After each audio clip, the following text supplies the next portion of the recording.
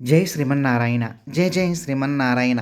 మనం హైదరాబాద్ నుంచి షాద్‌నగర్ వెళ్ళే జాతీయ రహదారి పక్కనే సుమారుగా 450 సంవత్సరాల క్రితం నిలిపిన దేవాలయం శ్రీ వెంకటేశ్వర స్వామి యొక్క దేవాలయం.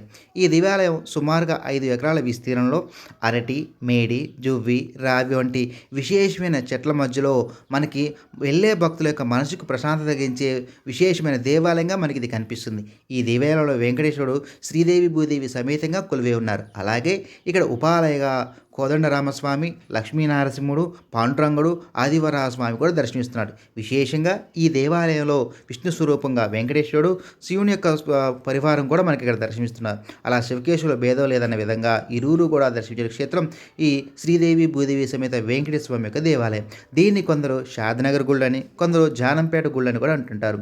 అట్టి దేవాలయాన్ని ఒక్కసారి దర్శించి మానసిక ప్రశాంతత పొందే ప్రయత్నం చేద్దాం. జై శ్రీమన్నారాయణ. జై జై శ్రీమన్నారాయణ.